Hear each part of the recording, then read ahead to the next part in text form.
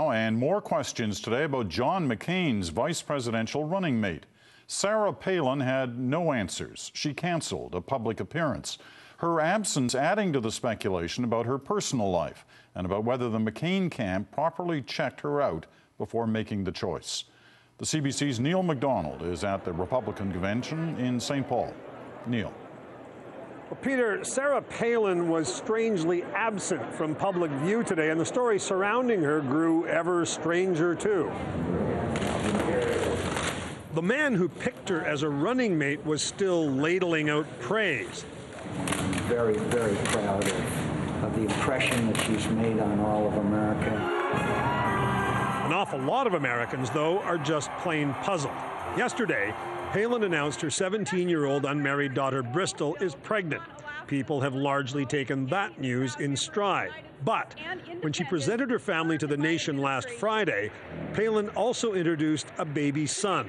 Over in their arms is our son Trig, a beautiful baby boy. And it's baby Trig who's generating the questions.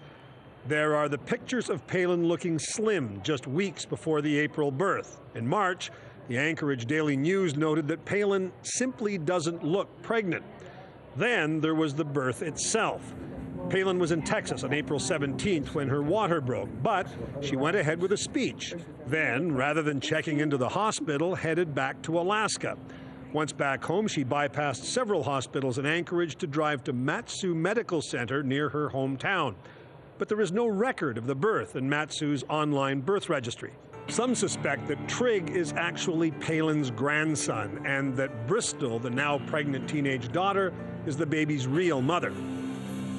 Many delegates here have embraced Palin for giving birth to Trig, knowing that he had Down syndrome. Do we know where the rumors are coming from? Maybe it's the Democrats' party, the way to get the things out, to make her look bad. And there are other questions about Palin's political past, not the least her membership in a party that advocated Alaska's secession from the United States.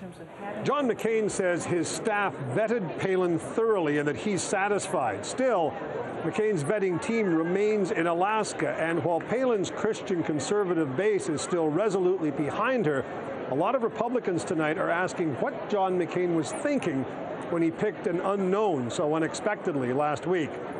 Peter? All right, Neil, thanks very much. Neil MacDonald in St. Paul, Minnesota tonight.